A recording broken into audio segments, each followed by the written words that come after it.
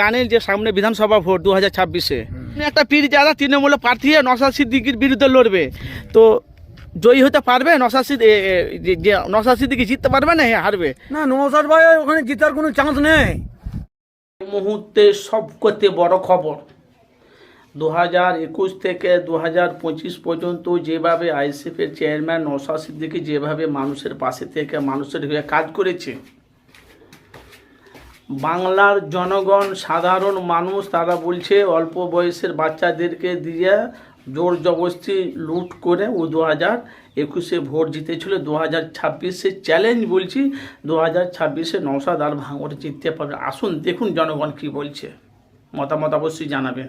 দ্বিতীয়বার এমএলএ ভাইজান আসসালামু আলাইকুম। ওয়ালাইকুম আসসালাম। আপনারা জানেন যে সামনে বিধানসভা ভোট 2026-এ, সেটা নিয়ে বাংলায় তোলপাড় যে নওশাদ সিদ্দিকী ভাঙড়ে, অথচ এমএলএ বিধায়ক প্রায় মোটামুটি 3 বছর ওখানে এমএলএ বিধায়ক হয়ে আছে, ওকে বাংলার মানুষ জিতিয়েছে, ওখানকার ভাঙড়ের মানুষ।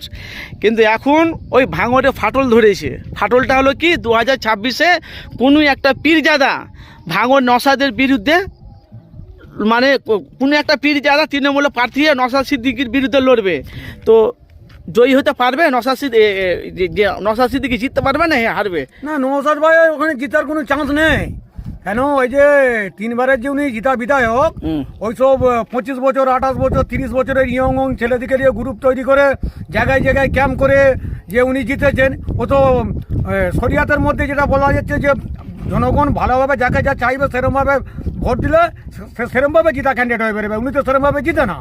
কিরকম ভাবে জিতেছেন? ওই তো জায়গায় জায়গায় 10টা 15টা 20টা করে ইয়ং ছেলেকে দাঁড় করে দিচ্ছে, অমুক লোককে ধমকি দাও, ইয়েতে ভোট দিতে হবে, আসবে, নাহলে কিন্তু দেশে থাকতে দেবো না, এই হ্যান ত্যান অমুক তমুক নানা রকম মানুষকে প্রলোভন দেখিয়ে ভয় দেখিয়ে ভোটে জিতেছে। চমকাচ্ছে নাকি?